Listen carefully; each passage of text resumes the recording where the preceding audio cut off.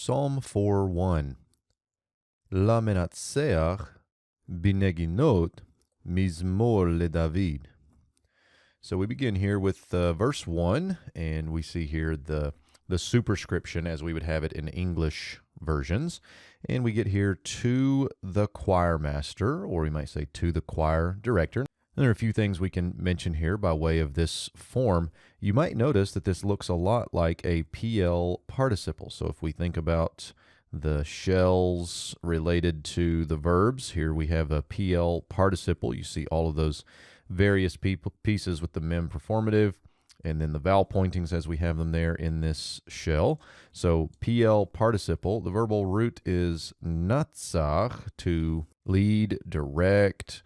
Also, helat has to inspect or something like that. If you scroll down a little bit further in helat, you'll see that this is a title at the beginning of the Psalms, and it has uncertain meaning, but often refers to the director. So we might think here of the choir director or something like that.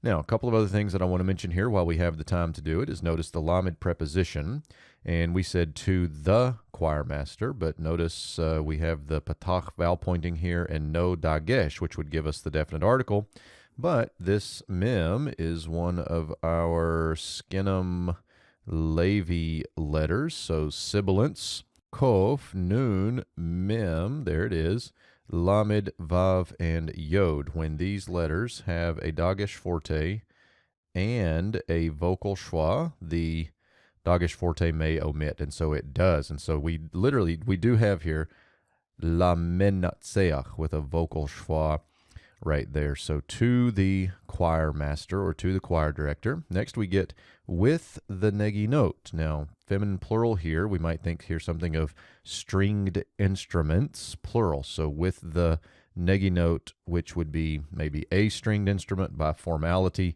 an instrument with multiple strings, plural, or it could be with multiple stringed instruments. And then we have here our technical term for a psalm of David.